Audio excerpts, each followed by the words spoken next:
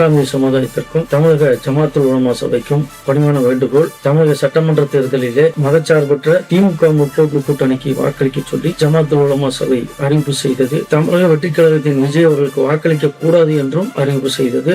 ஆனால் மக்கள் வேறு விதமாக தீர்ப்பளித்திருக்கின்றார்கள். தற்போது தமிழக வெற்றிக் கழகத்திற்கு பெரும்பான்மை கிடைக்காததனால் ஆட்சி அமைப்பதிலே சிக்கல் ஏற்பட்டிருக்கின்றது. காங்கிரசும் கம்யூனிஸ்ட் கட்சியும் தமிழக வெற்றிக் கழகத்திற்கு ஆதரவு கொடுத்த போதும் 2 இடங்கள் போதாமை இருக்கின்றது.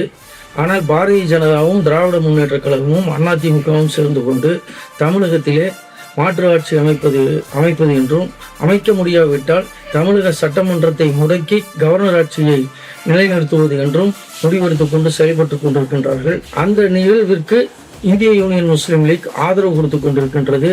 தமிழக ஜமாத்துல் உலமா சபையும் இஸ்லாமிய சமூகமும் இந்திய யூனியன் முஸ்லீம் லீக்கிற்கு மிகப்பெரிய அழுத்தத்தை கொடுத்து மதச்சார்பற்ற தமிழக அரசு அமைவதற்கு, தமிழக வெற்றிக் கழகத்தினுடைய தலைவர் தளபதி விஜய் அவர்கள் தலைமையில் அமைவதற்கு இந்திய யூனியன் முஸ்லீம் லீக் ஆதரவளிக்க வேண்டும் என்று, அழுத்தம் கொடுக்க வேண்டும் என்று அன்போடு கேட்டுக்கொள்கிறேன். நம்ம ஊர் செய்திகளை பார்க்க நம்ம ஊர் சேனல் ஷபா நியூஸ் தமிழ மறக்காம ஃபாலோ பண்ணிக்கோங்க.